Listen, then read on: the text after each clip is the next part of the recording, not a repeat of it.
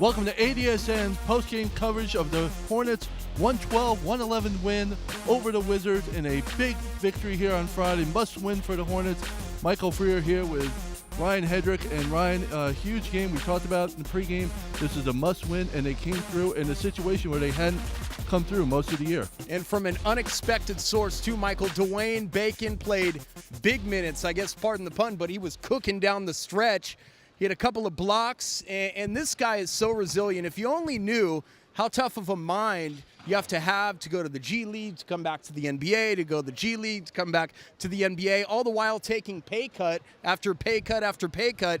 This guy is as humble, as resilient as they come. The locker room's behind him, and I know head coach James Borrego's so happy for this guy, the way he performed. Michael, the final tally on Dwayne Bacon off the bench, 10 points, 4 of 7 from the field. But again, as you know and you watched, it was the defensive presence he had down the stretch that saved this one for the Hornets.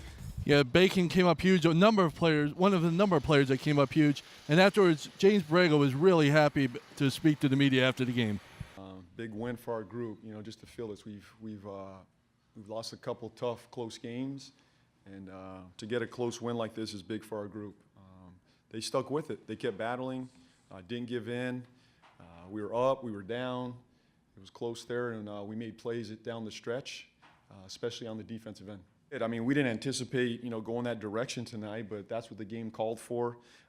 As I said, the last couple of days, Bacon's done a great job in the G League. He's shown that he could have the potential to be a two-way guy for us. I think he showed that tonight, that defensively he can guard, he can get to the rim. He made a big three for us tonight.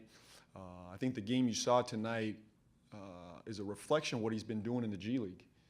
And so I'm proud of him. He's done a great job staying after it, continuing to develop, and he was ready for the moment tonight. 93% of this season, we've been a top 8 team in the Eastern Conference. 93% of the entire season, we've been a top 8 team in the conference. Now it's just time to battle. We're right around the same group. We've been right there all season. You just got to stay with it. We have a tough schedule here, but tough game tomorrow, but this is a resilient group. We're going to go out there and give it everything we have, just like we did tonight. So as we mentioned, Hornets with a big win, 1-point victory over the Wizards. Michael Freer with Ryan Hedrick. We mentioned Dwayne Bacon coming up big. Wasn't the only one. It was classic night here in the Spectrum, and there were a lot of classic performances here. A lot of guys dusted off. Willie Hernan-Gomez played big minutes in the second half, came up big. And Marvin Williams, given the circumstances, probably played the best game as a Hornet. Yeah, this guy was motivated by something. I'll tell you, 30 points, and it's the last time I ever asked him about playoff positioning because he had a game for the ages. He was 3 short of a career high that he established against the Seattle Supersonics, I guess, in 2008. And that was when he was an Atlanta Hawk, correct?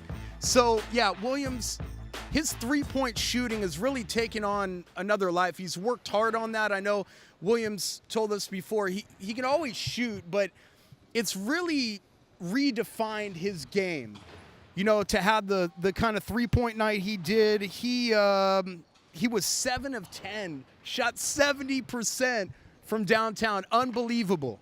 Yeah, the 7 threes tied a career high for Williams, and really coming off the performance on Wednesday in the terrible loss to the Heat, where he performed really below par, 3 of 12 from the field, really a disappointment. This was a tremendous bounce-back game for him.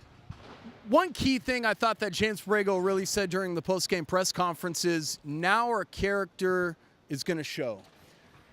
Your character always shows when your back is up against the wall. What type of team do you have? What type of camaraderie you have? And like he said, he had never seen the team so jubilant, so happy, and so loose as he did before this game in the locker room. And I was watching on the monitor in the media room, and it has a camera to show what's happening in the hallway right outside the Hornets locker room.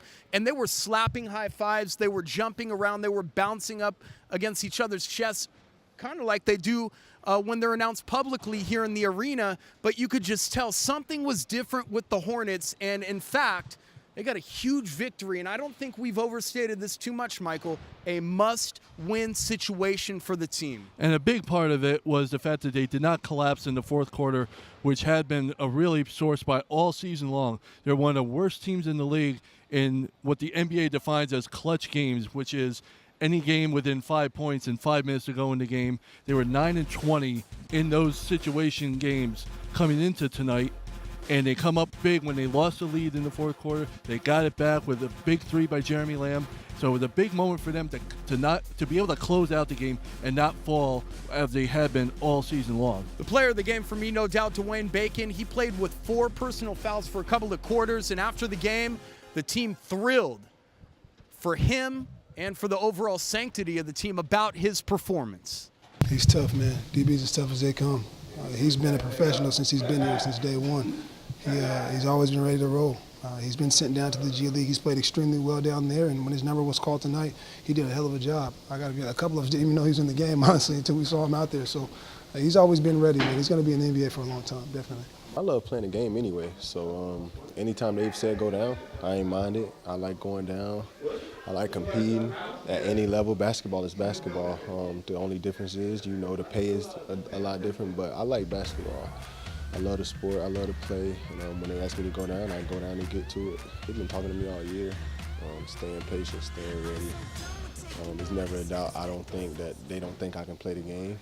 It's just waiting your turn. And tonight my number was called and I was ready. I stepped right in and did what I did when I was playing down and up early in the season, and it just kept building on it. Another big part of Dwayne Bacon's game was his defense, as you mentioned, along with Nick Batum. Really did a number on Bradley Beal. Just 15 points tonight, 4 of 21 from the field. We mentioned in the pregame he had 46 the last time these two teams met. He didn't have a point in the first quarter. He was really shut down from the get-go, and it's a tribute to everybody that had to play defense on, but Bacon and Nick Batum really did the job. Yeah, I think tomorrow we may see much more the same. They've played the Milwaukee Bucks tough, their next opponent. They played them very, very tough, both in the opening game of the season and I think a couple of weeks later. Yeah, they played them 3 times this year, yeah. And they played them really tough all 3 games. The season opener was right here against the Bucks. They got down big in that game, if you remember, came back and just couldn't pull it out, lost by 1. But the last game they played them was really a disappointment because they had a double-digit lead, maybe close to 15 or so, going into the fourth quarter, and they just bottomed out. They really collapsed in the fourth quarter, and it was a real problem for them in Milwaukee. Now they had to return to the scene of the crime, as it were. Right. But they had a really big moment there. Tonight's win, maybe it's a momentum boost for them. The next 3 games for the Charlotte Hornets, of course, the aforementioned Bucks and then the Rockets, and then these same Washington Wizards. In fact, I heard some Wizards insiders, as Scott Brooks is going to come out right before the game, talk about what a wacky schedule they're under the influence of. They stop in Charlotte and then Minnesota, just random places. But that's the NBA schedule for you. And then don't forget, even after they play the Wizards again, they get the Heat again in Miami. Yeah. So really big playoff. Every game has playoff implication, but those 2 are going to be really big. So to wrap it up here, the Hornets with a huge win over the Wizards, 112-111 in a game they had to have. They got just their 3rd win since the All-Star break, and now they go back-to-back. They play the Bucks in Milwaukee on Saturday night, and we'll be watching with just like you guys to see what happens. And for Michael Freer and Brian Hedrick, this has been ADSN's post-game coverage of the Charlotte Hornets from the Spectrum.